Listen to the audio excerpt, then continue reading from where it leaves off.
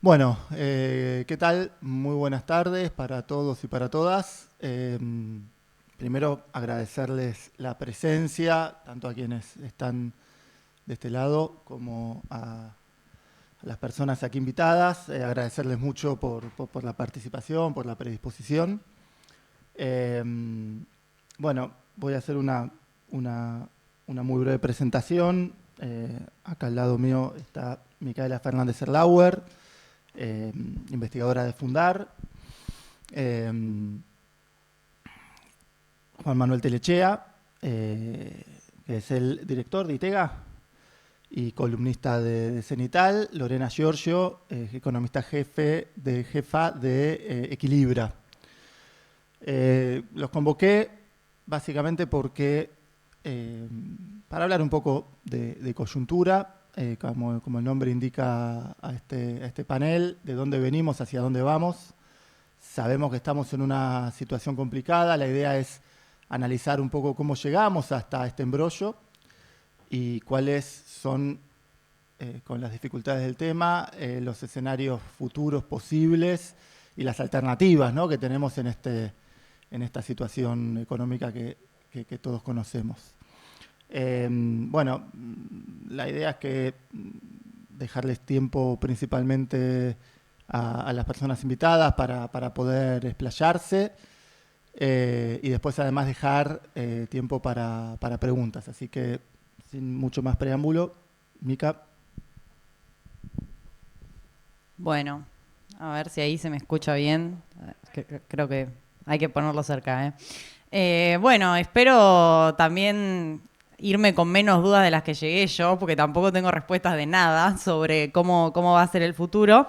Pero la idea es hoy darles un poco un panorama, abrir ciertos interrogantes que seguramente tienen en la cabeza, se plantean en clase, no sé si son de la carrera de economía, ¿no? Están cercanos a esos temas. Bueno, porque bueno, vamos a quizás la charla de hoy como que va a hablar de algunas cosas monetarias y cambiarias que son bastante engorrosas, si se quiere, pero vamos a tratar de bajarlas un poco a tierra. Y yo arranco, así que la idea es que después mis colegas un poco sigan con estas cosas que vamos a abrir ahora. Bueno, un poco la idea es, justamente con el nombre de la charla, de dónde venimos, hacia dónde vamos. Yo no me quería retrotraer hacia décadas atrás, así que simplemente me voy a concentrar en de dónde venimos en los últimos 9 meses y hacia dónde vamos en los siguientes 3, quizás. No, en serio, la primera cuestión que tenía para traer es este tema de el modelo económico que comenzó en diciembre, el programa económico, el conjunto de medidas que comenzaron en diciembre, cuando Javier Milei comenzó su presidencia en nuestro país. Fueron un conjunto de medidas que lo llevaron a ser exitoso en determinados objetivos que el propio gobierno se propuso, ¿no? Por un lado, bajar la inflación, ¿no? Todos estamos al tanto de que llegamos al dígito de inflación y se viene manteniendo en 4%. La contracara de eso, o lo que estamos viendo en el último tiempo, es que esa inflación, la inflación núcleo particularmente, se mantiene en 3,7%, 3,8% en el último dato, con lo cual estamos viendo que empieza a tocar un piso, ¿no? O sea, eran objetivos que se cumplieron, que con el conjunto de medidas lograron llevar la inflación al dígito, pero que hoy ya empiezan a... bueno, no siguió bajando, ¿no? Ese es el dato. Después la acumulación de reservas internacionales, lo mismo.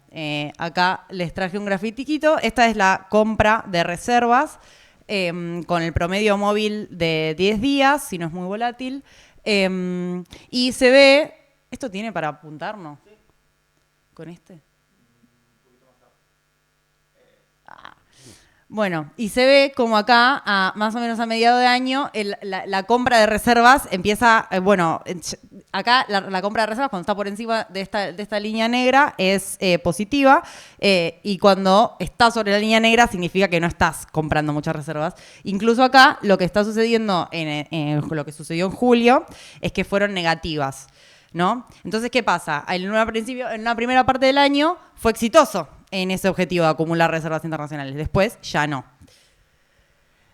Un tercer objetivo era bajar el riesgo país. También lo logró. Pero ahora, nuevamente, se está rondando en torno a los 1.400, 1.500 puntos y no sale de ese lugar.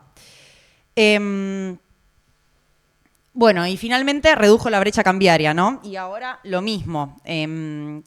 Ahora se tomaron medidas, ¿no? Están interviniendo el mercado de cambios, el Banco Central sale a, comprar o vender bonos, a comprarlos a un precio más bajo para poder mantener acortada la brecha cambiaria. Entonces, en un momento la lograron achicar y eso ya se agotó también, ¿no? Entonces, por eso, primer diagnóstico, un modelo agotado. O sea, un conjunto de medidas que vinieron funcionando y que ahora ya no. Y que todas estas medidas no fueron gratis, ¿no? A mí me parece importante resaltar eso, que no es que estamos probando y es un videojuego y vamos moviendo los controles a ver qué da o qué no. Los costos económicos y sociales son muy altos. La actividad cayó, sigue cayendo, aunque, se están recuperando algunos sectores, recuperando intermensual, ¿no? Ni siquiera versus el año anterior. Sí se está recuperando, pero es de una forma, muy poquito y de una forma muy heterogénea, con lo cual no podemos hablar de que esa caída de la actividad fue un costo que asumimos al principio y ahora ya no lo estamos viendo más. Lo mismo con el aumento de pobreza, 10 puntos más de pobreza, el aumento de la indigencia, la caída en los ingresos laborales, mayormente para el sector informal, por ejemplo, que no hay medidas que apunten a solucionar esta situación. Al menos no lo estamos viendo hasta ahora, no parece tampoco haberlo ser un objetivo a corto plazo. Entonces, también esto como para tener en cuenta que a lo largo de estas conversaciones que vamos a tener ahora, esto es algo que hay que tener en cuenta, ¿no? Que no se puede perder de vista este costado de cuál es el costo que se está asumiendo para poder probar si estos objetivos se logran o no. Bueno, y la gran pregunta, me parece, si tenemos que pensar por qué el modelo está agotado o qué hay que hacer en el corto plazo para que este rumbo cambie, todos los reflectores apuntan al cepo, ¿no? El cepo, el conjunto de medidas orientadas a regular la circulación, los flujos de capitales. Hoy es una de de este conjunto de medidas que está haciendo que el modelo no pueda ser exitoso en terminar de conseguir estos objetivos que se planteó o en seguir mejorando o en llegar a la recuperación, ¿no? La verdad es que desde que asumió Milei, devaluó al principio, el cepo no lo sacaron desde entonces. De hecho, lo siguieron cuando asumió o unos días después aumentó el impuesto país, la alícuota del impuesto país. Eso no da la pauta de que vaya en el sentido contrario. Entonces, todas las medidas que se tomaron hasta ahora y todos los impactos que hubo en la actividad económica, en todos los objetivos que se propuso hasta ahora, estuvieron mediados por el cepo. Sí, entonces hay algo para ver en términos de cuánto controló o no el shock de todas estas medidas. Porque vamos a ver ahora que el cepo se supone que es inflación reprimida, ¿no? En la medida que el supuesto sea que sacando el cepo hay que devaluar. El tipo de cambio aumenta, ¿no? Y eso tiene un pass-through a precios. Después vamos a ver o no si esa hipótesis es así o no. Y bueno, acá un breve repaso. No sé ni en cuánto tiempo voy, no sé si lo estás controlando tampoco. Bueno, el cepo, estamos diciendo, es una de las principales medidas, entonces, que hoy se ponen bajo la lupa. ¿Tiene que continuar? ¿No tiene que continuar? primero que nada lo que hay que preguntarse es de qué se compone, ¿no? Y acá hay una clasificación, yo me inspiré en Guido, que hizo esta clasificación en uno de sus newsletters que hace con Juan Matelechea, Rollover en Cenital, si no se suscribieron, suscríbanse porque son muy buenos. Y en uno de ellos hace esta clasificación de que el cepo es, por un lado, comercial, que apunta a, por ejemplo, las retenciones, la financiación de las importaciones, que ahora cambió, en vez de ser 120 días, pasa a ser 60 días. Eso acorta el plazo, es como una forma de ir desarmando el cepo. Y el impuesto país, ¿no? Que también ayer empezó a regir la alícuota que volvió a la que era al principio en diciembre del año pasado. O sea, se festeja que volvieron a la situación inicial. Entonces, digo, no es que hay un avance en términos de cuánto se está desarmando el cepo desde ese momento hasta ahora, por lo cual estas medidas, yo no me animaría a decir que son un desarme del cepo de por sí, ¿no? Es simplemente unas leves señales que también siguen haciendo que exista una brecha, ¿no? Entre el dólar oficial y el resto de los dólares. Por otro lado, también está el cepo financiero, ¿no? Que es, por ejemplo, algo que quizás gente de a pie estamos más acostumbrados a ver, que es la restricción a la compra de $200 mensuales, ¿no? Que también la tenés que cumplir con ciertas condicionalidades para poder acceder, o sea, ni siquiera es una medida universal, de acceso universal. Y después el cruzado, que es que no se pueda acceder al mercado el mercado único libre de cambios si accediste a los dólares financieros como el MEP o el CCL. Entonces es un conjunto de medidas muy grandes, muy rebuscadas, 200 páginas de la Comisión Nacional de Valores que componen este gran cepo y que entonces nos estamos preguntando en qué medida todas estas medidas interconectadas están evitando que la economía argentina pueda recuperarse con el conjunto de medidas que ya se hicieron.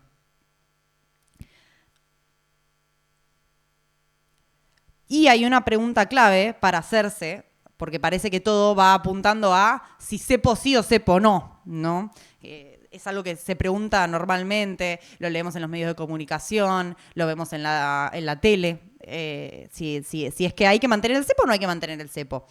Y quizás una pregunta para hacerse o la pregunta relevante para hacerse es, una economía con inflación persistente, como la nuestra, ¿no? Se tocó el piso del 4%, hay que ver si ahora con la baja de la alícuota del impuesto país puede perforar o no ese 4%, pero con la inflación persistente, ¿sí?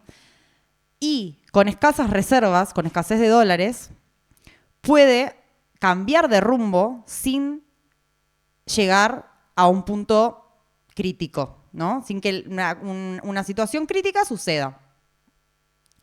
¿Por qué? Porque por un lado, la inflación persistente genera que la demanda de dólares se mantenga, ¿no?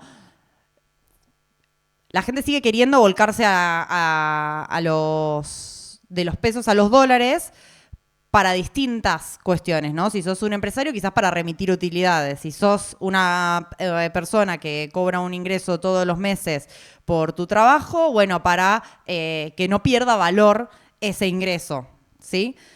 Entonces la demanda de dólares continúa. Pero por otro lado, necesitamos dólares por una necesidad financiera, que es que tenemos que pagar vencimientos de deuda. Y corríjame, pero no hay ningún superávit comercial, al menos no que podamos lograr en el corto plazo, que genere el caudal de dólares necesario para pagar esos vencimientos. Entonces tenemos que de alguna forma conseguir que nos presten. De alguna forma que el mercado se ocupe de proveer esos dólares, vamos a decirlo. Que el mercado se ocupe de proveer esos dólares. Y con cepo eso no se puede lograr. Al menos no a priori, o no como el cepo como está ahora. Y otra cosa que me parece muy importante también mencionar es que el cepo evita que salgan dólares, pero también evitan que entren en muchos casos. Porque esos dólares que entren no se sabe cuándo es que van a poder volver a salir. Entonces, con esto dicho, se plantean 3 escenarios, ¿no? Un escenario es el escenario en el que el cepo se mantiene.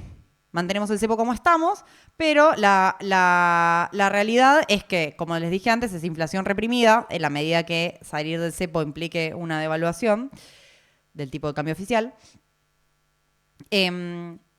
Una situación en la que mantener este cepo no evita de por sí que haya crisis financieras, ¿no? Porque mantenemos el cepo, pero la inflación no baja, la demanda de dólares se sigue acumulando y la presión devaluatoria aumenta. Aumenta también la brecha con el resto de los dólares, en la medida que no se intervenga, pero para intervenir necesitas reservas y como vimos en el gráfico de antes, y bueno, como sabemos también, yo no les traje el dato, las reservas no alcanzan hoy para intervenir al infinito en el mercado.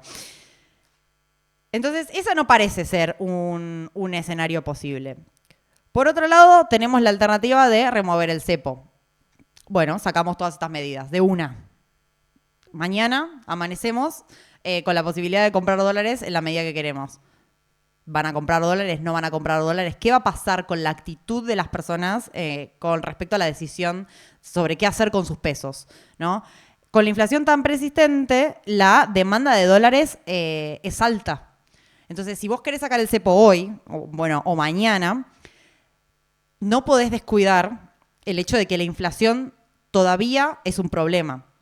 Quizás hay que esperar a que la inflación baje para poder sacar el cepo, pero la pregunta que surge de eso es, ¿se puede bajar la inflación incluso sin cepo? Si antes dijimos que está tocando un piso del 4% de la inflación, no se está pudiendo bajarla todavía más. ¿Es el cepo el que hace que la inflación no esté bajando?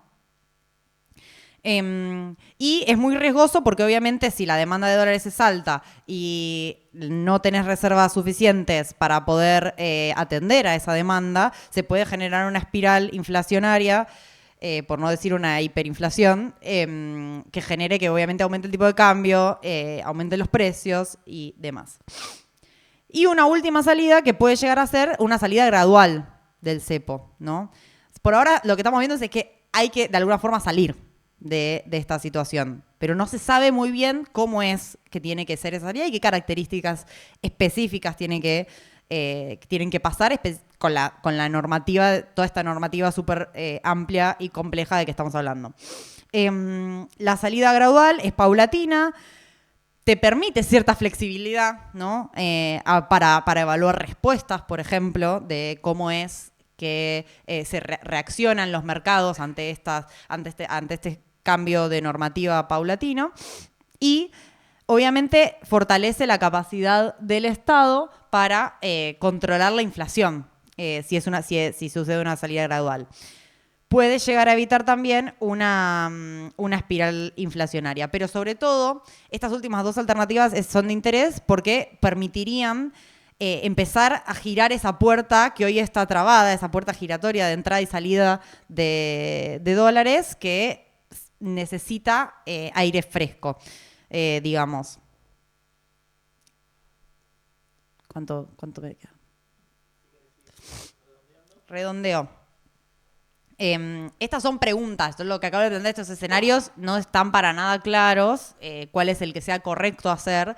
Y de hecho es justamente una inquietud muy grande, bueno, que tenemos quienes estamos acá sentados y que tiene toda la población argentina, ¿no? Porque cualquiera sea la decisión que se tome en términos inflacionarios va a haber un impacto. Puede ser que sea muy leve o puede ser que sea muy alto. ¿Qué va a pasar en los próximos años? ¿Cómo va a ser el gobierno para conseguir los dólares que requiere para poder pagar la deuda, para poder sostener la demanda de dólares, para poder sostener la demanda de dólares con la potencial salida del cepo? Entonces, todas estas cosas implican también decisiones más allá de... Son decisiones de política cambiaria, pero también son decisiones de política productiva, de obra pública que hoy está parada, ¿no? Como porque necesitamos que entren dólares también por el saldo comercial, no solamente depender de cuál pueda ser el juego financiero.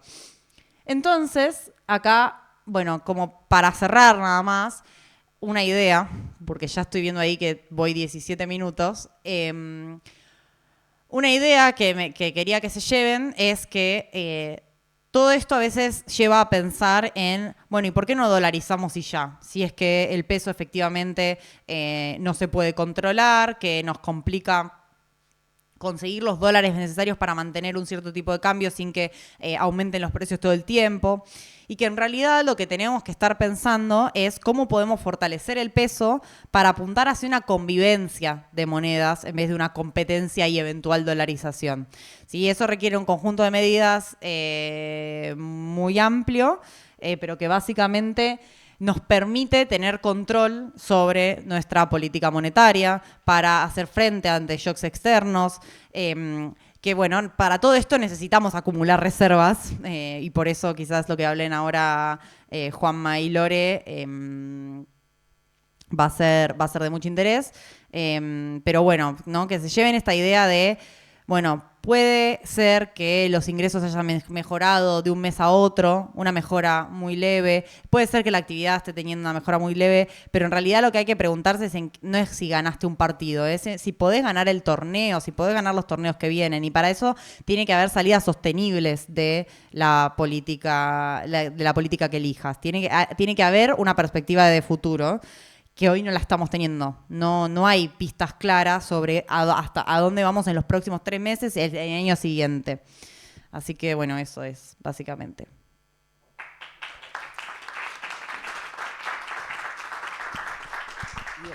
¿Querés que te cambie así? Miro, me voy a quedar muy de espalda.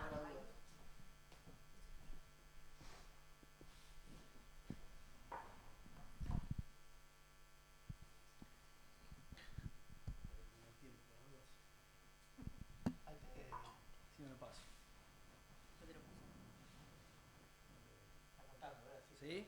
¿Te ponen el tiempo?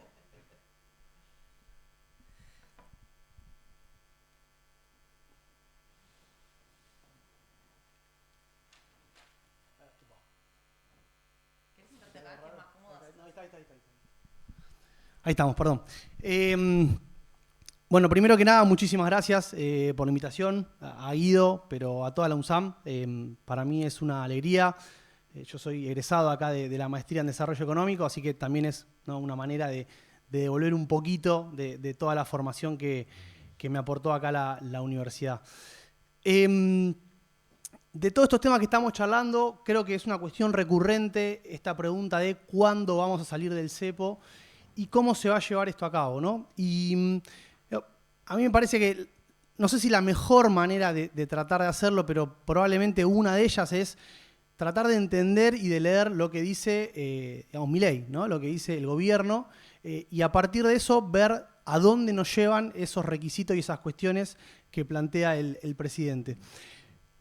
Si uno recorre un poquito, ¿no?, las primeras entrevistas que dio ni bien ganó Milei, uno ahí, le daba la sensación como que iba a ser algo muy rápido y relativamente sencilla la salida del cepo. Esta es una de las tantas entrevistas que yo traje acá, es un recorte, esta es de febrero, donde él justamente en varias de estas entrevistas dijo vamos a salir para el primer semestre de este año, cosa que obviamente no sucedió, ¿sí? Ahí uno puede reinterpretar esto de diferentes maneras, que va a haber financiamiento que no se consiguió, que el acuerdo con el Fondo Monetario no fue lo que se esperaba, digamos, diferentes cuestiones que ahí obviamente exceden, porque nosotros no tenemos información, pero la primera cuestión que es importante de entender es que ya vemos un cambio acá entre lo que originalmente sostuvo Milei y lo que efectivamente terminó pasando, ¿sí? Y acá digo, bueno, creo que todos los que estamos acá, ¿no?, le damos mucha bola al tema de los dólares, a pesar de que ahora vamos a ver que para Milei, por lo menos en principio, no es el factor relevante. Y yo creo que en principio lo que pasó acá fue esto, ¿no? O sea que ni bien toma las medidas Milei, el programa económico que llevó a cabo, un ajuste fiscal muy fuerte, devaluación, baja de tasa de interés, eso en un principio llevó a un incremento de las reservas en términos netos muy fuerte, ¿no? Como pueden ver ahí, estábamos muy mal. Eso hay que aclararlo, ¿sí? O sea, el Banco Central estaba literalmente, podríamos decir, en bancarrota, con reservas netas en niveles sumamente negativos. Y fíjense cómo a partir de las primeras medidas que toma Milei, las reservas crecen de manera sostenida, pero, digamos, como decía recién Micaela, eso empezó como a empezar a frenarse, ¿no?, ese proceso. Y para junio, más o menos, julio, ya ahí empieza a verse una clara, digamos, directamente el Banco Central teniendo que vender dólares para poder sostener el tipo de cambio. Y la cuestión acá, como les decía, es, evidentemente, por lo menos de mi punto de vista, creo que la cuestión principal para poder salir del cepo es tener reservas suficientes, que el Banco Central tenga la capacidad de poder de fuego, ¿no? La capacidad de intervenir y poder sostener un tipo de cambio. Y que en principio, como vemos ahí, digamos, se recuperó bastante, pero fíjense el nivel, ¿no? El nivel, a lo sumo, en el mejor momento, allá por mayo, junio, llegamos a reservas netas nulas, ¿sí? Y como referencia, simplemente, ahí tienen las reservas netas que teníamos al momento que Macri sale del cepo al inicio de su gestión. Parecen pocas, sí, pero bastante más que no tener ninguna. Y además una cuestión fundamental que hay que entender acá, que es ni bien sale Macri del cepo, entra un aluvión gigante de dólares de endeudamiento, muchos de ellos que ya estaban apalabrados. Recuerden que fue al mismo tiempo el arreglo con los fondos buitre, también había ahí un arreglo con el campo, ¿sí? Para que se comprometieran a liquidar los stocks. Cuestiones que, digo, fíjense cómo a partir de la salida del cepo de Macri crece muy fuertemente la acumulación de reservas. Tal es así que otro dato que para mí es importante para discutir, ¿no? la posibilidad o la viabilidad de una salida del cepo en este contexto es que en los primeros 3 meses, digamos, parte de diciembre, enero, febrero y los primeros días de marzo, la FAE neta, ¿no? Lo que se conoce como la formación de activos externos neto, todo lo que la gente quería comprar menos todo lo que la gente quería vender, fue de casi 5.000 millones de dólares. ¿Sí? O sea, y esto no fue una corrida. Si uno ve lo que son las corridas, estamos hablando de probablemente el doble, pero es un monto sumamente importante que suele suceder que cuando vos levantás el cepo, obviamente que eso va a depender también del nivel del tipo de cambio que tengas, pero que vos vas a tener muy probablemente una importante demanda de dólares de la población que dice, bueno, ahora puedo comprar, tengo libertad y además digo, no estoy seguro si esto va a funcionar o no. Entonces es muy probable que ya de movida vos tengas esto, ¿no? Por lo menos como referencia para lo que fue la salida de Macri, 5.000 millones de dólares de base en estos 3 primeros meses para financiar esa salida de capitales. Volvamos al tema del cepo. Pasó el primer semestre, no hubo ningún tipo de novedad de las salidas. Y ahí, podríamos decir, el principal medio de comunicación que le gusta utilizar a Milei, el periodista Lucas Morlando, me acuerdo de esto porque además había sido bastante divertido, ¿no? Milei agarra y pone, tengo 20 minutos, pregúntenme lo que quieran. Y el periodista Lucas Morlando le dice, ¿cuándo salimos del cepo? Y ahí él lo que dice es, se tienen que dar estas 3 condiciones, ¿no? Se tiene que terminar con los pasivos remunerados, terminar con los puts y convergencia de la inflación con la devaluación en un entorno cercano a 0 mensual, ¿no? 3 condiciones que da, fíjense la fecha, esto fue el 9 de julio, ¿sí? A las 2 semanas de esto, más o menos 2-3 semanas de esto, el 20 y pico de julio, da un discurso que fue muy citado por los medios en el Council of Americas, porque no tanto por esta cita que estoy poniendo acá, que igual fue muy relevante, sino porque termina defendiendo el cepo. No sé si recuerdan, pero ahí lo que dice Milei es que es falso que no se pueda crecer con un cepo cambiario, obviamente interpretado por la gran mayoría de economistas como que era una defensa y una especie de justificación a que esto se iba a mantener en el tiempo. Pero para mí lo más importante ahí es que, digamos, da una respuesta muy concreta al momento de la salida del cepo. Y lo que dice ahí textual, dice, eso va a ocurrir cuando la base monetaria termine de igualarse a la base monetaria amplia. Que quiere decir que todo el sobrante de dinero se eliminó. ¿Sí? Ahora vamos a hablar un poquito de lo que significa esta condición. Pero después la otra cuestión relevante, que lo voy a dejar para el final y que seguramente después Lorena retome algo de esto, es que la otra cuestión que él dice es, cuando esto suceda, no va a haber ningún problema con la demanda de dólares porque no va a haber pesos para que puedan comprar esos dólares, ¿no? Y es una analogía que está bastante buena, que lo que él dice es como darle un arma a alguien sin balas, ¿no? Esta cuestión de que, bueno, sí, te voy a permitir que compres dólares, pero como no va a haber pesos excedentes en la economía circulando, eso no va a generar ningún tipo de problema ni ningún tipo de corrida cambiaria, ¿sí? Ahora bien, ¿qué significa esto de la base monetaria y la base monetaria amplia? ¿Sí? Que de paso, digamos, no no es una manera de definir muy común, muy tradicional, lo de base monetaria amplia. Lo explico rápidamente. Esto es un gráfico de la consultora 1816, que además de tener muy buenos informes, tiene muy buenos colores, ¿sí? Fíjense, acá tenemos lo que es la base monetaria y la base monetaria amplia. Básicamente, la base monetaria amplia eran todos los pases que tenía el Banco Central, ¿sí? Digamos, la deuda que el Banco Central tenía con los bancos, ¿no? Le voy a hacer muy rápida la explicación, pero cuando vos tenés, después de la salida de la pandemia, un déficit muy grande que fue financiado con emisión, digamos, toda esa cantidad de dinero que metió en circulación el gobierno, en buena medida fue absorbida por el Banco Central y obviamente que para poder absorber ese dinero en circulación, lo que hizo fue darle a los bancos estos pases que son unos activos que devengan un interés, ¿sí? Por lo tanto, el Banco Central se queda con una deuda que tiene que pagar todos los meses y eso que está ahí es la base monetaria amplia, que por detrás están los pasivos remunerados y los famosos puts, ¿no? El gran, digamos, miedo de Milei en este caso, ¿cuál era? Es decir, mirá, todo eso que está ahí en amarillo, en realidad es una potencial digamos, inyección de dinero muy grande en la economía. Si pasa algo que los bancos quieren desarmar esas posiciones, eso llevaría a que haya, fíjense, prácticamente el triple de dinero en términos de la base monetaria, no el dinero total, con lo cual, para un enfoque hipermonetarista como el de Milei, esto era el principal problema de la economía argentina. Lo primero que vemos ahí que hace es un canje con el Tesoro, ¿sí? Una parte de esos pasivos remunerados lo que hace es decir a los bancos, no se los voy a renovar, se los paso al Tesoro, que fueron a través de las LECAPs. En principio también acá, no quiero meterme demasiado, pero la idea era utilizar estos bonos como la referencia para el mercado. No terminó de funcionar y a partir de ahí viene lo que el gobierno denominó la segunda fase de este programa, que fue eliminar todos los pasivos remunerados, migrar toda esa deuda ahora sí al Tesoro con otro título que en este caso eran las letras de liquidez o las LEFI, ¿sí? Entonces, como pueden ver ahí, lo que está mostrando ese gráfico es que esa base monetaria amplia, como está definida tradicionalmente por el gobierno, terminó de eliminarse en julio y ya había terminado de eliminarse antes de que Milei diera ese discurso.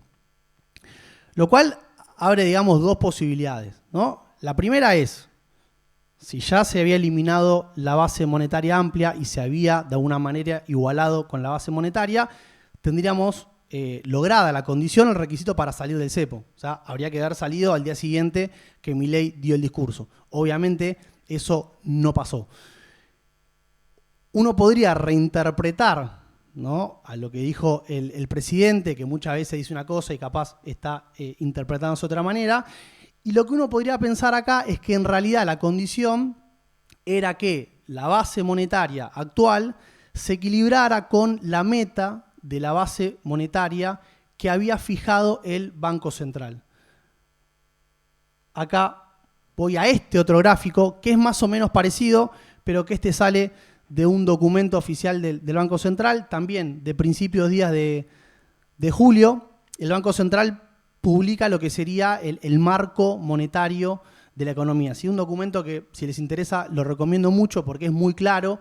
Creo que la parte de comunicación del Banco Central en eso fue la mejor cita, ¿no? Como que salió a explicar qué era la fase 1, que fue la reducción del déficit fiscal, qué era la fase 2, que era la eliminación de estos pasivos remunerados, y a partir de eso la fase 3, que es la famosa competencia de moneda. Entonces, lo que están viendo en ese gráfico es que justamente, fíjense, para junio, entre junio y julio del 2024, ya la base monetaria amplia había desaparecido. ¿Sí? Había sido todos esos pasivos remunerados, habían sido migrados al Tesoro, por lo tanto pasa a ser deuda y problema del Tesoro, no del Banco Central.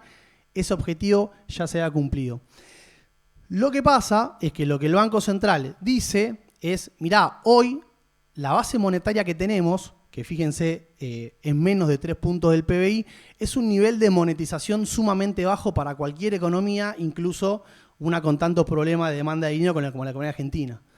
Entonces, lo que el Banco Central dice es, mirá, es muy probable, hasta diríamos es deseable, que esa base monetaria empiece a crecer en los próximos meses, al momento que la economía vuelva a remonetizarse, que los bancos vuelvan a otorgar préstamos, que la actividad económica se recupere.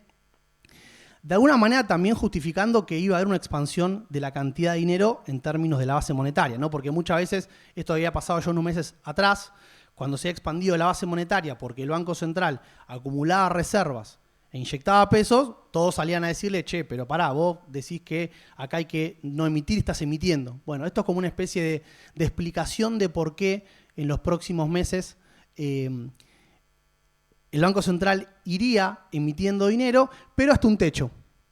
El techo es precisamente el que fijó el Banco Central, que es, lo voy a decir, pero ahora lo explico, la cantidad nominal de la base monetaria amplia al 30 de abril, que son esos 47,7 billones de pesos que ven ahí, o en ese momento 9,1 puntos del PBI. Entonces, lo que dice el Banco Central es, mirá,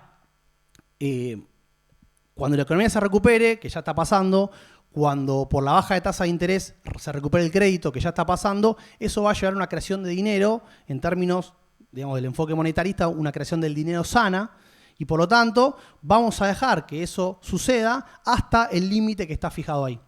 Entonces fíjense que uno podría decir, bueno, mirá, reinterpretando la condición de Milei, en realidad lo que Milei quiso decir es que la condición para salir del cepo es que esto va a suceder cuando haya un equilibrio, que en términos de lo que el Banco Central plantea, es cuando la cantidad de dinero en términos de la base monetaria sea la deseable o la necesaria para una economía, entre comillas, sana y equilibrada, es decir, cuando lleguemos a ese objetivo que está ahí, ¿sí? ¿Cuál fue el problema? Si se fija en la fecha, esto es un documento oficial del Banco Central, la fecha que figura ahí es que ese objetivo se iba a lograr recién a mediados del 2025. ¿Sí? No termina ahí, digamos, la novela, porque después, a los pocos días, el vicepresidente del Banco Central, Vladimir Berning, da una conferencia de prensa con un PowerPoint, eso se publica en el Banco Central, y ahí el gráfico directamente marcaba 2027. ¿Sí? O sea, para fin de la gestión del gobierno de Milei, lo cual tampoco tenía mucho sentido porque era una presentación también con 2 semanas de diferencia, no hay manera, ¿no?, de que ese objetivo se modificara. Bueno, cuestión es que esto generó bastante revuelo.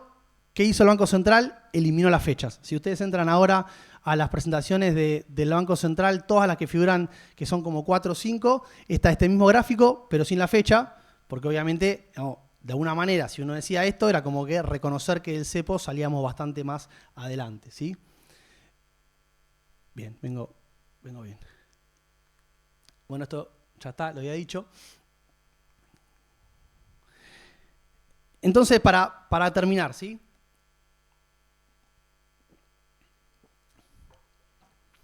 La primera cuestión es que si uno, insisto, sigue la línea oficial de los argumentos, lo que nos encontramos es que Milei básicamente fue corriendo el arco, ¿no? No es que hubo una idea clara de cuándo se iba a salir del cepo ni cómo. Creo que en un principio el gobierno, no sé si la palabra es subestimó o no la situación, pero pensaba que esto iba a ser mucho más fácil de lo que efectivamente iba a suceder. Y que a medida que eso no llegaba, ¿no?, fue corriendo el arco, fue cambiando las condiciones, hasta que finalmente tenemos esta, que insisto, cuando uno la analiza en detalle, tampoco queda del todo claro cuándo esto va a terminar sucediendo. Ahora, el punto fundamental acá es que independientemente si esto pasa en 2 meses, o pasa en 6 meses, o pasa en 4 años, el gobierno está convencido de que se sale del cepo solamente, digamos, eliminando este excedente de dinero, ¿sí? En ningún momento entra acá la cuestión de los dólares, que como decíamos antes, era fundamental. Hoy, insisto, las reservas netas del Banco Central son negativas. Igual lo que después capaz Lorena lo repite, ¿no? Pero sacaron un informe muy bueno donde proyectan, ¿no?, cómo es la evolución de las reservas en los próximos meses, y da que esto va a ser todavía peor.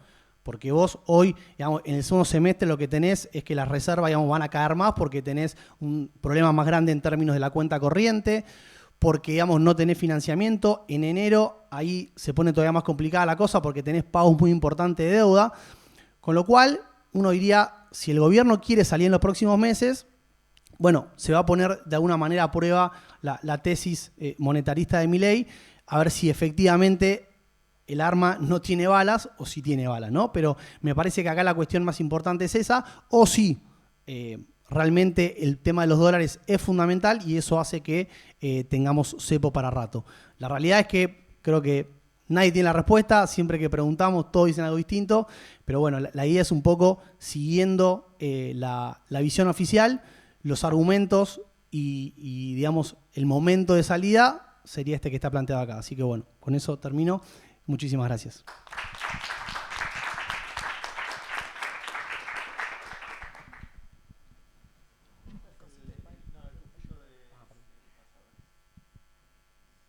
Perfecto. ¿Qué tal? Buenas tardes para todos. Antes que nada, muchísimas gracias, Guido, por invitarme. Es un placer para mí estar acá, primera vez en un SAM. Espero que no sea la última. Y bueno, para mí es un honor estar junto con Mica y con Juan. Así que, bueno, feliz. Como yo sabía que Mica y Juan seguramente iban a dar muchos números de la coyuntura y van a hacer énfasis ahí, dije, bueno, yo voy a ir más por un lado estructural, si se quiere. ¿Sí?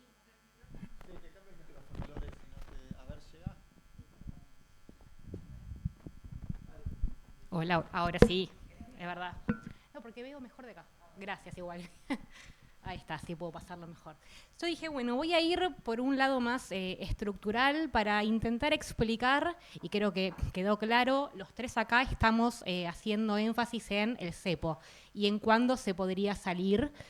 Y si se puede crecer, si Argentina tiene chances de crecer nuevamente pronto. ¿Sí? Argentina desde 2011 no logra crecer sostenidamente. ¿Sí? Argentina crece, cae, es montaña rusa, digamos, y desde 2011 no se puede crecer.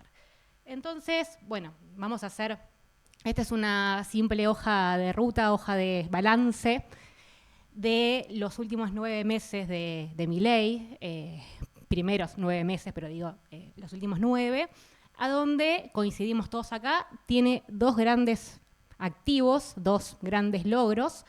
Uno fue materia inflacionaria y otro fue materia fiscal, consolidación fiscal. Después discutamos si es sostenible, si hay maquillaje contable, lo que quieran, pero lo cierto es que hoy hay un dato de, hay un déficit, hay un superávit fiscal de casi 1 punto del PIB acumulado y inflación que seguramente bajará del 4% este mes. Pero le quedan 2 grandes temas, ahí 2 grandes puntos en su debe, ¿no? Uno, el cepo, ¿sí? Que como bien dijo Juan, lo viene prometiendo sacar hace rato. Y otro punto es crecer. Y bueno, todo esto dio como patrimonio neto un apoyo social que yo creo que estamos todos sorprendidos a cómo hoy lo sigue sosteniendo, ¿no? Nosotros llegamos a marzo, por ejemplo, con salarios reales cayendo más de 10 puntos. Y nadie dijo nada. Estaban todos apoyándolo, esperando que pase algo y que vengan tiempos mejores.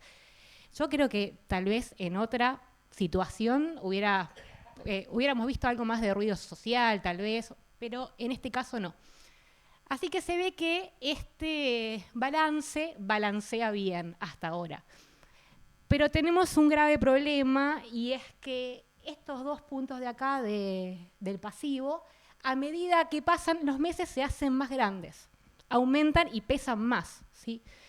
Entonces es fundamental solucionarlos, es fundamental que pasen a ser puntos ganadores, un activo, ¿no?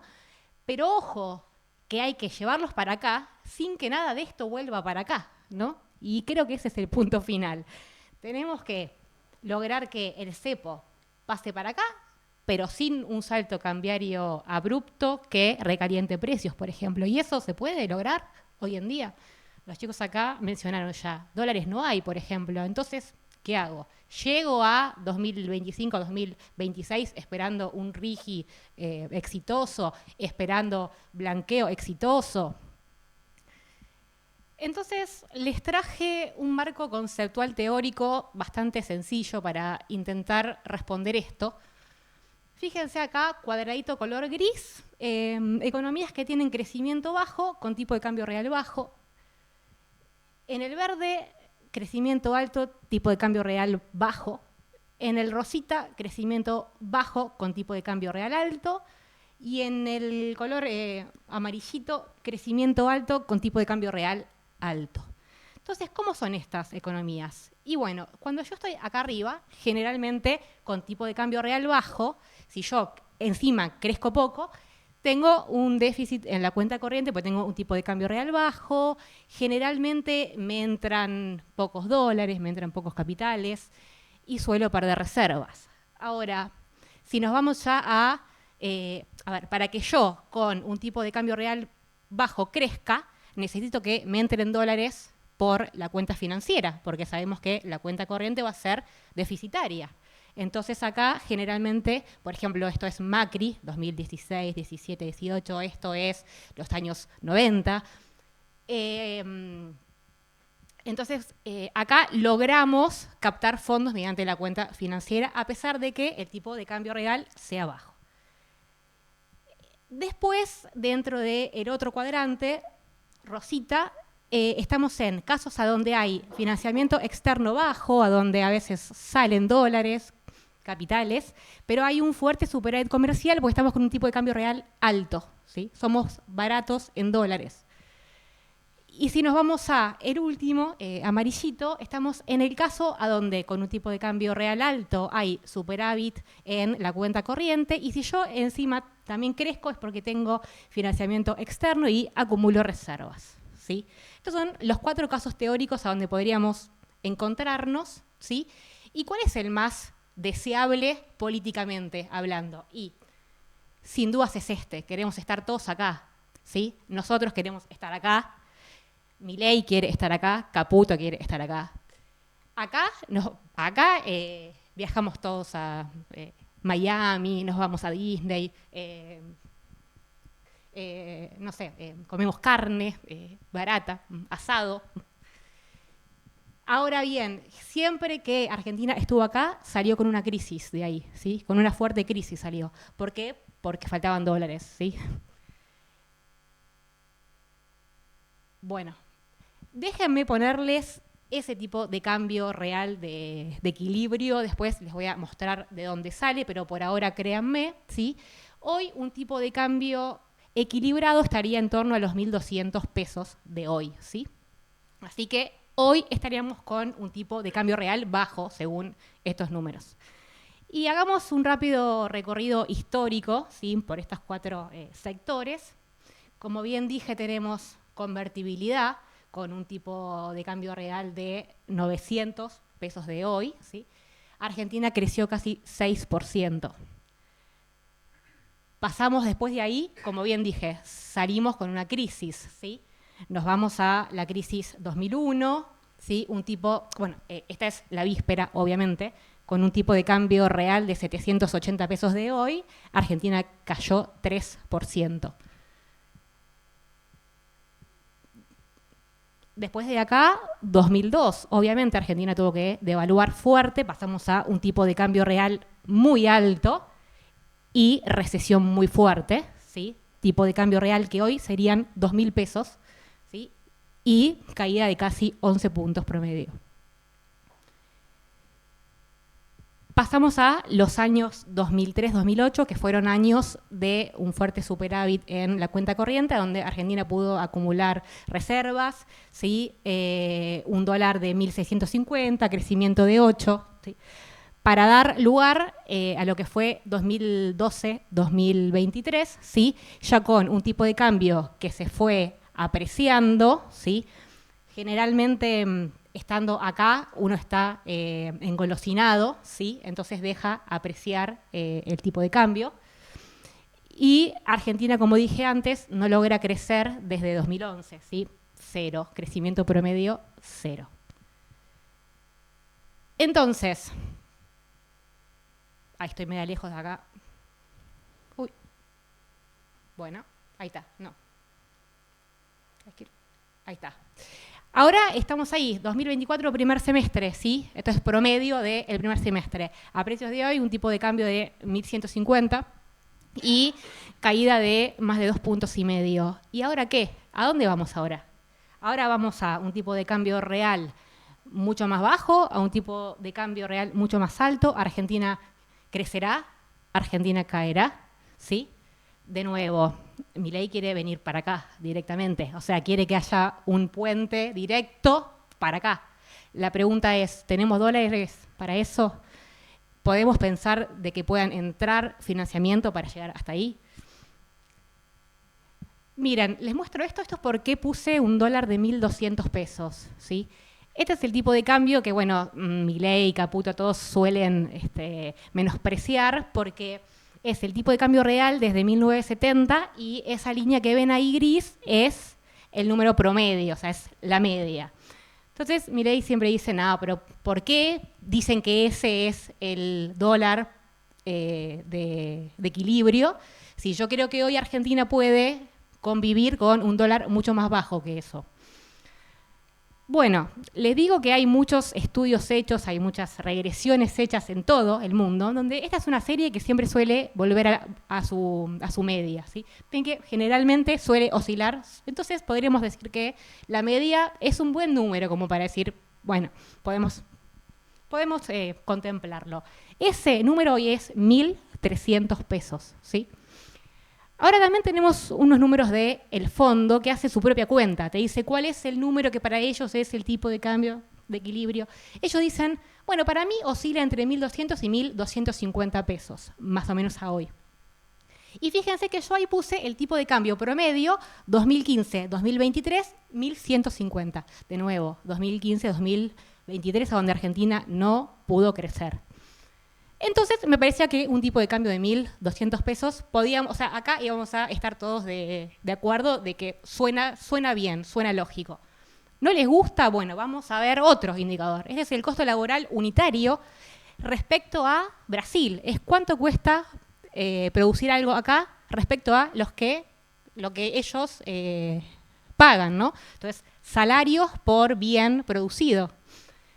Y estamos caros también, ¿sí? Cuando uno compara, ¿sí? Base 100, fíjense, estamos caros. Entonces esto te da indicio también de que estamos caros en dólares y que Argentina tiene un tipo de cambio real bajo, ¿sí? Así que, bueno, cualquiera de las dos formas que uno ve, estaríamos tentados a pensar que estamos apreciados en términos reales. Miremos otra cosa acá. Y acá hay algo que también es bastante significativo. Nunca con un tipo de cambio real de más de menos de 1.200 pesos de hoy, hubo superávit en la cuenta corriente. Fíjense que todos los puntos abajo de 1.200 pesos son años de déficit, ¿sí? Todos los puntos arriba son años de superávit en la cuenta corriente. Entonces, si nosotros queremos financiar un déficit en la cuenta corriente, precisamos que entren divisas y que entren muchas divisas, ¿no? Digo, no, si nosotros pretendemos crecer sin un tipo de cambio real alto. Pero fíjense, estos son ingresos, ay, me estoy deschavando, ahí está. Estos son ingresos por la cuenta financiera. Estos son en dólares corrientes desde 2003 hasta hoy. Y fíjense que los únicos años a donde hubo ingresos sostenidos fueron los años sin cepo. O sea que si Argentina quiere que entre en dólares, Argentina tiene que sacar el cepo, como bien dijo Mica anteriormente. Es muy difícil pensar que con cepo nos entre en dólares. Entonces, ¿de qué forma buscamos sostener un déficit en la cuenta corriente? Porque no quiero devaluar, ¿sí? Pero quiero un déficit porque quiero solventar porque quiero solventar, crecer a un ritmo sostenido y eso lleva importaciones que tengo que, obviamente, financiarlas. Pero tengo un cepo que me está cerrando la puerta a que me entren fondos de afuera. Y acá, de nuevo, vuelvo. Basta con el RIGI, basta con blanqueo para que entren fondos acá. Entonces, hoy estamos por acá, dijimos, ¿no? Arrancamos acá con un tipo de cambio real muy alto, una deuda muy fuerte, ¿sí? Recesión. Logramos subir un poquitito por acá, ¿sí? Porque apreciamos y estamos en un punto en el que todavía tenemos crecimiento. Estamos repuntando un poco, pero crecimiento bajo. Milei quiere venir acá, futuro deseado. Ahora, yo creo que lo más factible es que este sea el recorrido, ¿no? Que antes tengamos que pasar por este cuadrante de acá, ¿sí? Nosotros pretendemos crecer, bueno, seguramente requiera de un tipo de cambio real más alto y seguramente requiera de un superávit en la cuenta corriente, ¿sí? Que sea el que permita recomponer divisas para luego pensar en volver acá y en poder crecer. Obviamente hay que ver de qué manera logran balancear esto, porque como ya dije previamente, Milei tiene un gran patrimonio neto que es el apoyo social, ¿sí? Sabemos que si venimos para acá abajo, seguramente tenga impacto inflacionario, ¿sí? Ahora, esto lógicamente tiene que ser compensado, ¿sí? Con algo que vuelva a ser un activo, ¿sí? Para poder rebalancear de nuevo la hoja de balance, ¿no? Así que bueno, seguiremos de cerca para ver qué es lo que finalmente pasa y a ver qué, digamos, camino o qué dirección ejecutan, ¿no? Así que bueno, ¿estuve bien con el tiempo? Bueno, muchas gracias.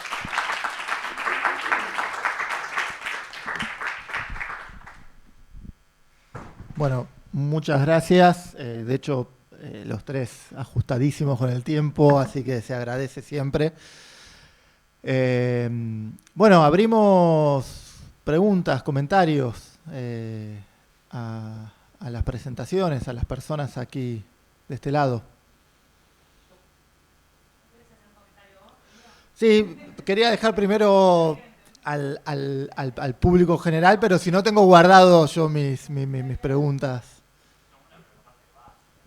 Adelante. ¿Cómo va? Buenas tardes. Les hago una consulta sobre el impuesto país que bajó y es la primera vez que surge, tengo entendido, una apreciación cambiaria en el dólar importador con régimen de control de cambio. ¿Cómo ven el trayecto a inflación, es decir, precios minoristas? Gracias. Mira, nosotros calculamos impacto directo de 1 punto, pero esto es un impacto teórico. ¿Y por qué te digo teórico? Si yo importé hace 1 mes, 2 meses, 3 meses a $1 pagando impuesto país de 17,5, yo te voy a poner un precio con ese impuesto país, seguramente, primero. Segundo, hay muchos márgenes que fueron recortados en los últimos meses. Empresas que habían puesto márgenes muy altos los fueron bajando. Y yo creo que van a verlo como una buena opción para recomponer márgenes. Entonces, nosotros creemos que de ese punto inicial tal vez terminen trasladando medio punto a precios finales, ¿sí? Por estas dos razones. No sé si ustedes, chicos, tienen otro número. Entiendo, para aclarar, el medio punto sería, si la inflación está en 4, que baje a 3,5, más o menos. Las ventajas de tener consultor ahí con los datos. Bueno, yo aprovecho y trato de complicarlos un poco para ver si de paso me ayudan a comprender un poco el escenario. O sea, yo quiero terminar con la pregunta, ¿por qué esta vez no podría salir bien? Digamos, como ahí mostró Juan Manuel, digamos, el esquema este de saneamiento del balance del Banco Central, digamos, queda claro, digamos, cómo se distribuyó contablemente entre el Central y el Tesoro. Por otro lado, las famosas canillas, estas de emisión financiera, parecen estar cerradas, digamos, de creación de dinero porque hay superávit fiscal, que yo entiendo, como lo explicó Micaela, es a base de bajar las jubilaciones en términos reales, pero digamos, mientras socialmente esté el soporte, podría controlarse el superávit fiscal, o sea, se cierra una canilla de financiamiento del gobierno, desaparece todo lo que serían los pasivos del Banco Central, o sea, se cerró la canilla del déficit cuasi fiscal. Si se esteriliza, las compras de dólares, ojalá las hubiese, pero podrían esterilizarse, las compras o ventas netas de dólares, o sea, se cerraría también la canilla del comercio exterior, estarían todas cerradas las canillas de creación de recursos monetarios.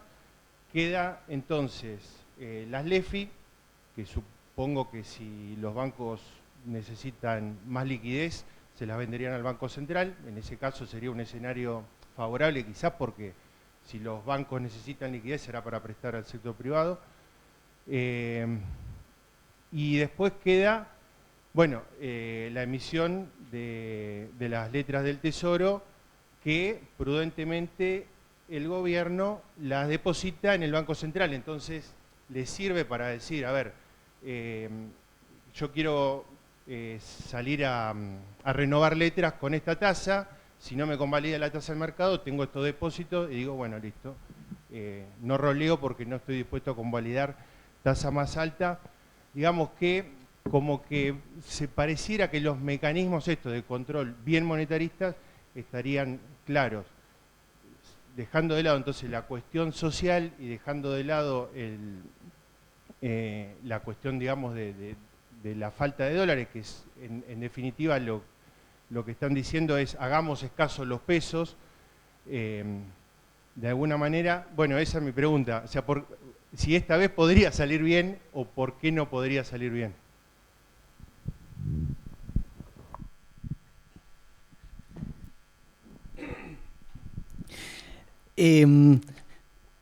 Bueno, ahí yo aprovecho solamente a hacer un comentario, ¿no? O sea, si entiendo bien a lo que vos apuntabas, lo que decís es, bueno, si cerramos todas las canillas de emisión y si realmente controlamos toda la emisión de pesos, ¿con eso alcanza o no alcanza para que esta vez salga bien?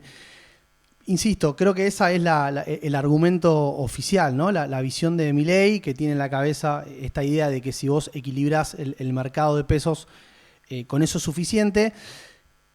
Yo por lo menos diría que la historia muestra que no es así, ¿no? Hubo otros casos donde vos tuviste ajustes fiscales muy, muy fuertes y donde aún así terminaste en crisis cambiarias. Porque básicamente, digamos, el punto acá es, desde mi punto de vista, ¿no?, creer que la cantidad de dinero que vos tenés es simplemente esa que vos podés medir como los plazos fijos que están ahí. Y sin embargo, digamos, vos tenés los títulos de deuda, son potencialmente una demanda de pesos o de dólares. Acciones que tenga cualquier persona, ustedes, Bitcoin, lo que se les ocurra. Hay un montón de activos financieros que no están contemplados en los agregados monetarios, que el día de mañana vos tenés miedo porque decís esto no funciona o porque ya se desencadenó una corrida. Y atrás de eso tenés un montón de pesos que no estaban ahí o que no los veías y que de repente aparecen y compran dólares. Entonces, yo insisto con lo que decía al principio. Me parece que si vos no tenés un colchón de reserva suficiente como para enfrentar una potencial corrida cambiaria, no alcanza solamente con tener equilibrado el mercado de pesos. Me parece que necesitas sí o sí las dos cuestiones, y esto también quiero ser claro, tampoco podés sostener una economía teniendo dólares y teniendo un déficit fiscal muy grande financiado con emisión. Digo, las dos cosas están mal, porque creo que también en este espacio charlamos poquito de lo previo, pero también hay que marcarlo. Pero insisto con que me parece que en ese argumento lo que falla es esta cuestión de perder de vista que necesitas sí o sí tener dólares, sobre todo una economía bimonetaria como la Argentina. Sumo algo ahí antes de pasar de pregunta. Perdón, ya va. Quizás también yo pensaría un poco, uno no tiene reservas para ir y agotarlas, ¿no? O sea, como que lo que hay que empezar a pensar es cómo generas un crecimiento sostenido de las reservas, porque si lo pensamos, obviamente, convalidando ese supuesto de que lo único importante es cuántas balas tiene la pistola, ¿no? De pensar de cuántos pesos andan circulando en la economía. También estamos pensando cuánto dinero, cuál es el salario real promedio, por ejemplo, cuál es el poder de compra de las personas, porque si no, la gran pregunta, ¿no?, viene por el lado del huevo y la gallina, porque si entonces la cuestión era que haya pocos pesos circulando en la economía y no haya obra pública, que es lo que una de los principales componentes de la consolidación, que no haya obra pública, que los salarios caigan, que este panorama en donde hay menos pesos circulando significa que las personas tienen menos dinero, por ejemplo, para invertir, ¿no? O sea, el ahorro se contrae la inversión. ¿Cuál es la perspectiva futuro de esa situación? ¿Vos vas a poder, qué es que salga bien? ¿Que salga bien hasta el año que viene o dentro de 30 años, ¿no? Porque también está siempre esa cuestión, ¿no? Es como, ¿cómo consigo dólares para tener dólares para financiar un potencial crecimiento? Bueno, ese crecimiento, ¿cómo va a ser? ¿Que te va a generar un caudal de dólares más alto para evitar en 10 años tener que volver a pasar por la misma crisis que estás pasando ahora? Esa es una pregunta que yo me haría también. Bueno, primero que nada, gracias por la presentación. Yo soy de la Escuela de Política y Gobierno, podría estar acá 3 horas preguntando cosas, pero lo voy a hacer más sencillo. Mencionaron un newsletter, ¿puede ser? Sí, si podrían compartirlo. Se llama Rollover. R-O-L-L. Perdón. Igual lo voy a decir yo que no soy la que escribo, pero bueno, se llama Roll, R-O-L-L, over de O de corta E-R, y lo encontrás en Cenital, o puedes buscar los autores Juan Manuel Telechea o Guido Sac, y así vas a encontrar que dice Rollover. Bueno, eso, muchas gracias. Hola, gracias por este panorama económico que nos pintaron, espectacular. Yo les quiero preguntar por la historia del oro, parece como del lejano oeste. El oro que está saliendo de Argentina, que parece que es un secreto de Estado, que el gobierno se enoja con la periodista que habla del oro. ¿Para qué está saliendo el oro? ¿Saben? ¿O es que especulan? Porque parece que no se puede saber.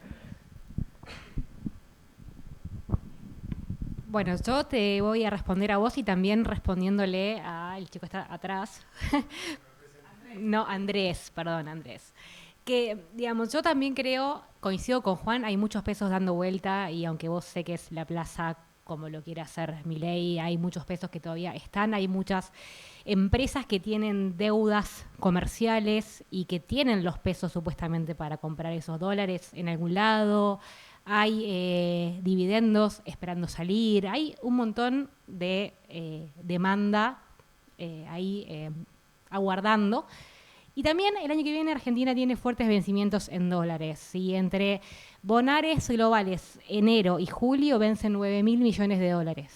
¿Sí? Entonces la gran duda es de dónde vamos a sacar 9.000 millones de dólares para pagar los vencimientos de enero y julio. Para julio falta muchísimo y por suerte tenemos cosecha gruesa en el medio. Esperemos que llueva bien, que no haya sequía, que el precio repunte un poco porque viene por el piso. Pero bueno, esas son otras cuestiones. Pero Argentina tiene que pagar 9.000 millones de dólares, 4.500 millones en enero, 4.500 millones en julio. Enero, ¿cómo se pagan? Bueno, el gobierno dice, si logro recaudar ahora unos 1.500 millones vía blanqueo, ¿eso qué hago? Lo giro a el Boni, ¿sí? Bank of New York, para que todos se queden tranquilos que intereses se pagan de ahí, ¿sí? Tenemos 1.500 millones de dólares para pagar intereses. Ahora, capital vencen 3.000 millones, ¿sí? Y lo que se viene hablando, y vencen dentro de 4 meses, no es que vencen dentro de un año, ¿sí? Lo que se viene mencionando es que Caputo es un genio de todo lo que es finanzas, y eso nadie puede dudarlo, que estaría hablando sobre la posibilidad de hacer algún tipo de repo, ¿sí? Un repo es pedir un préstamo y yo como garantía te doy algo, bueno, puedo demostrarte que yo tengo capacidad de pago poniendo el oro como, digamos, garantía, y si yo no te pago dentro del plazo pertinente, bueno, pero Argentina se está disponiendo a, obviamente, digamos, saldar ese repo, sí, que previamente lo piensan usar para sostener, o sea, para dar señales de que se puede pagar y que Argentina quiere pagar, mostrar justamente eso. Yo pienso que vamos a seguir viendo un montón de estas jugadas. Nosotros, a ver, no quise aburrirlos con mucho número, con mucha coyuntura, porque tampoco sabía si todos están más o menos al día, ¿no? Con esos números. Pero nosotros hacemos cuentas, intentamos estimar, tenemos ahí números. Y nosotros vemos también bastante difícil pagar julio, ¿no? O sea, nosotros creemos que en julio también tendrán que hacer algo así, parecido.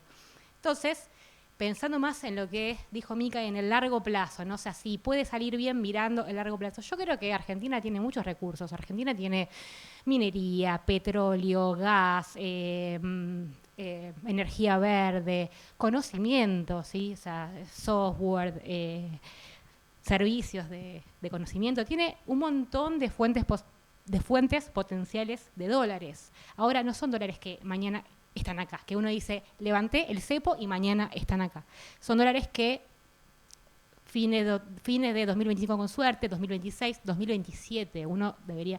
Entonces, la clave está en tender un puente, ¿sí? En ver si se puede tender un puente para llegar a esos meses o a ese año en el que uno podría pensar que podríamos llegar a ver ingresos un poco más genuinos, ¿sí? Entonces, yo creo que si esto sirve para después empezar a hacer las cosas bien, ¿sí?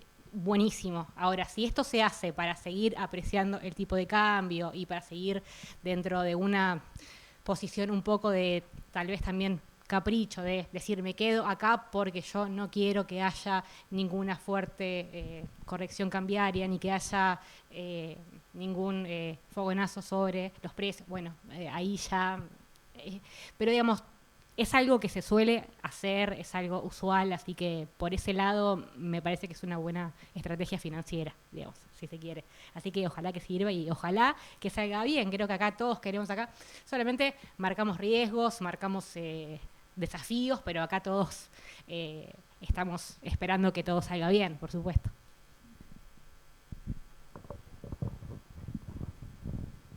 Hola, hola. Bueno, yo tenía dos preguntas. La primera es, el gobierno habla de el saneamiento del Banco Central. ¿Cómo entra la emisión de BOPREALES, que es deuda en dólares, ¿no? del Banco Central, no del Tesoro, en este relato del saneamiento? Y después, por otro lado, mencionan para el año que viene que por suerte puede llegar a haber una buena cosecha quizás, o para la gruesa para acumular los dólares para pagar los vencimientos. Si tienen algunas proyecciones de el superávit energético que empieza a haber por la exportación de energía, gas, por el gasoducto y todo eso. ¿En qué niveles anda más o menos como para tener este superávit comercial que necesita el gobierno para el año que viene?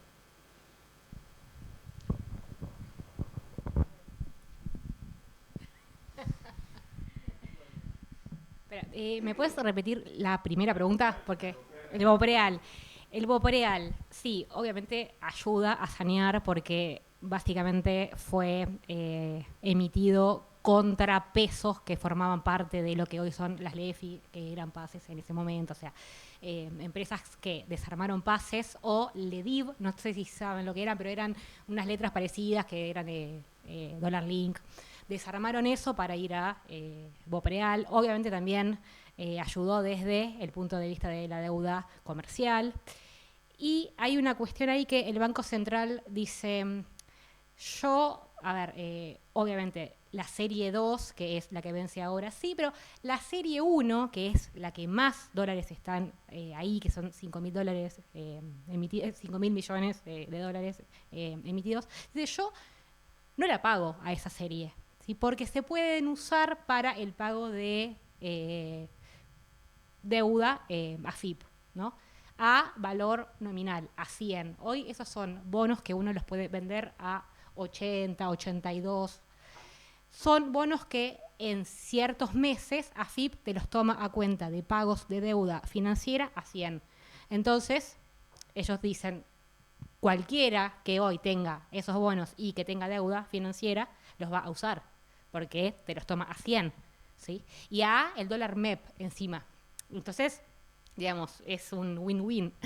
Entonces están haciendo cuentas de que esos son fondos que ni siquiera tiene que dentro de 2 años pagar dólares, ¿no? Entonces ahí tendremos un fuerte alivio en términos de dólares. Igual hablamos eso, pero a ver, a mí me gusta ver el sector público como sector público consolidado, ¿sí? Es Tesoro, Banco Central, porque la verdad que si faltan dólares o si faltan pesos o si falta lo que falta, el Banco Central es el que siempre asiste, ¿no? Entonces, bueno, esto será a cuenta de menor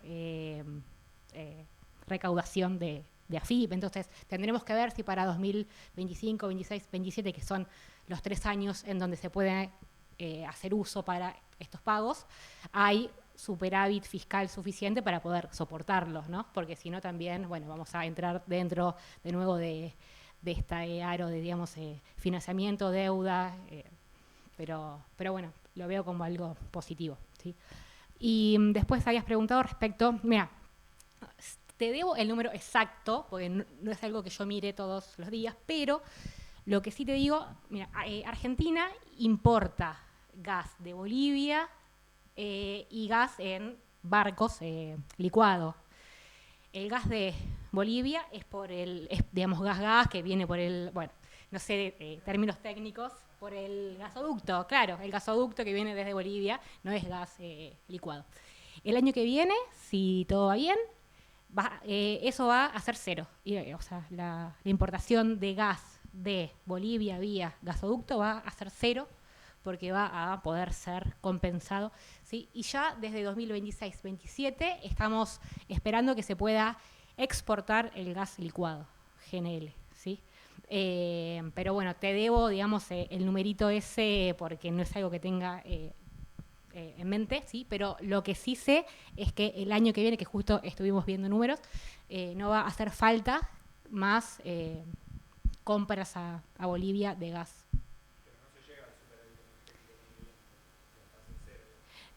Creo que sí se llega el año que viene. Sí. Un leve superávit energético el año que viene. Sí. Porque creo que este año estamos cerca del cero. Sí. Pero bueno, perdón que te debo el número exacto.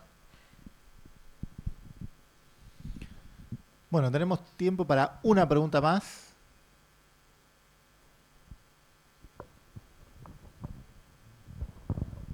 Yo quería preguntar, devaluar hoy, ¿solución a qué sería? O sea, ¿qué ventaja le traería? Porque sabemos que la desventaja principal va a ser que vuelva la inflación, creo que terminaría de que se pierda el apoyo social, que es lo que sostiene este gobierno. Sería, si fueran gobierno ustedes, ¿sería una solución viable devaluar hoy? Arranco yo porque tiene que ver con algo que dije.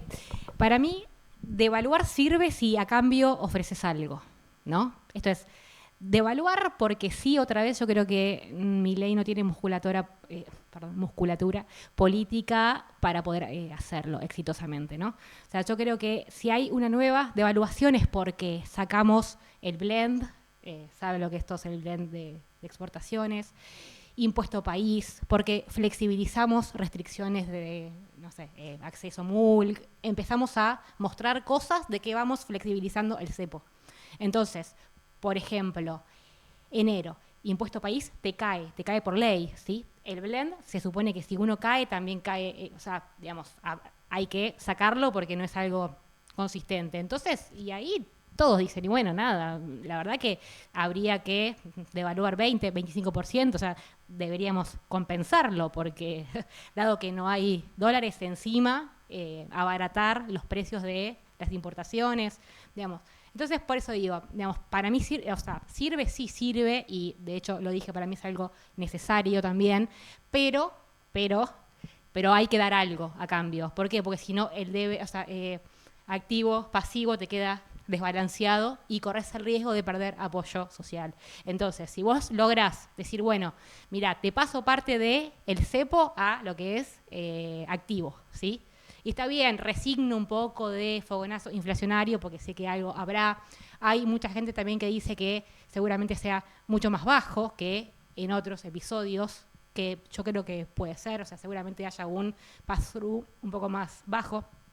Pero de nuevo, o sea, yo creo que Milei no puede darse el lujo de que haya una nueva devaluación sin dar nada a cambio. Sí, y ahora, Juan, perdón que te robé que... No, igual, tranqui, iba a decir algo bastante en línea con lo que decía Lore. Hoy yo creo que no hay ningún motivo para que el gobierno quiera devaluar así porque sí. O sea, en realidad creo que ningún gobierno busca devaluar.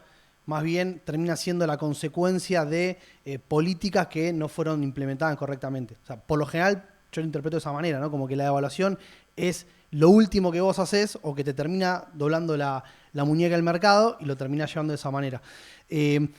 Sí me parece que si vos haces una devaluación en el marco de un plan de estabilización, de una apertura del cepo, bueno, ahí ya es otra cuestión distinta, ¿no? Y un poco lo que plantea Lorena, que me parece muy importante, es que probablemente el traslado a precios de una devaluación desordenada sea mucho más alto que el traslado a precios de una devaluación en el marco de un plan de estabilización donde vos decís, saco el cepo, consigo tanto financiamiento, etcétera, ¿no? Sin ir más lejos, si recuerdan también lo que fue la devaluación post-paso del año pasado, a los 2 meses te habías comido toda esa devaluación, pues justamente nadie sabía bien por qué se había devaluado, cuáles eran los motivos, para qué. Bueno, entonces, en ese sentido yo creo que va a ser necesario para salir del cepo. Me parece muy difícil. Yo interpreto que lo que está queriendo hacer Milei es salir del cepo sin devaluar, o sea, como el objetivo ideal, ¿no? Que digamos que la brecha baje de manera sostenida, que la inflación baje, siga bajando, y entonces vos puedas devaluar sin que eso tenga un traslado a precios. Me parece muy difícil, pero sí creo que es una condición necesaria para salir del cepo.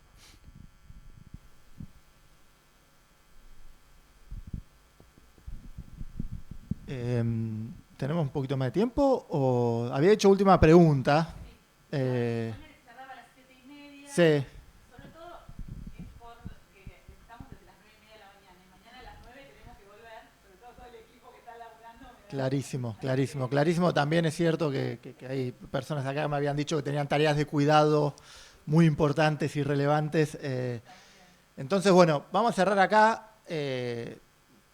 Como siempre, el canal de comunicación, la idea de estos eventos también es que acercar a personas que están constantemente, de hecho, en los medios, ahí, en el rollover de Cenital, están los correos, tanto de Juan Manuel, el mío, en la página de Fundar está el mail de Mica, en la página de Equilibra está el mail de Lorena. La idea también es poder acercar a los estudiantes y a quien quiera, obviamente, acercarse acá, a personas que quizás escuchan en los medios y que tienen ideas muy claras en materia económica, que es algo que además falta en este país, y poder entablar este tipo de comunicación. Así que tomémoslo como el puntapié inicial. Bueno, agradecerles haberse acercado y la predisposición de venir acá. Y bueno, también agradecer a todo el equipo de la Escuela de Economía y Negocios del UNSAM por la asistencia técnica impecable, como siempre. Y bueno, con esto entonces damos por terminada esta mesa de diálogo, y muchas gracias también a las personas que han presenciado las exposiciones.